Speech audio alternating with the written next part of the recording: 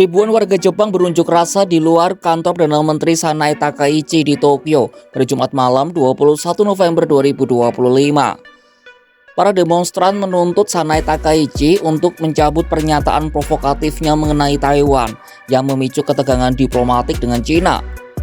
Mereka meneriakkan slogan-slogan yang mendesak Takaichi untuk tidak menghasut perang, mematuhi konstitusi Jepang, dan memprioritaskan perdamaian alih-alih perang.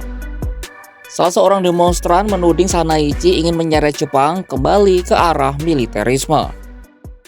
高市さんは、極右って言われてますけれども、憲法を守ろうとしていないということ、日本を軍国主義に導こうとしている、それは絶対避けたいと思って、阻止したいと思っています。そしてなぜか中国に対して煽るようなことをしている、それも止めたい。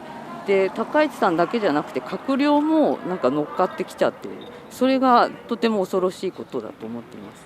あと考え方として歴史を捏造しているところ、日本の過去を認めていないというか、美化するっていうところがまた許せない。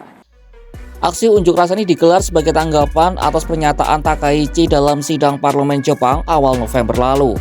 Dalam sidang tersebut, Takaichi menyebut kemungkinan intervensi militer Jepang jika Cina menyerang Taiwan dan menimbulkan situasi yang mengancam kelangsungan hidup warga Jepang. Setelah Takaichi menjabat, pemerintah Jepang memang menunjukkan sinyal untuk menguatkan militerisme.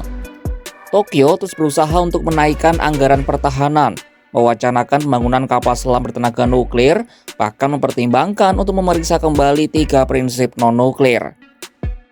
Perdana Menteri perempuan pertama Jepang itu juga menyerukan penguatan kerjasama keamanan dengan Amerika Serikat. Perubahan ini berlangsung saat Cina juga sedang meningkatkan aktivitas militernya di kawasan, termasuk di sekitar Taiwan.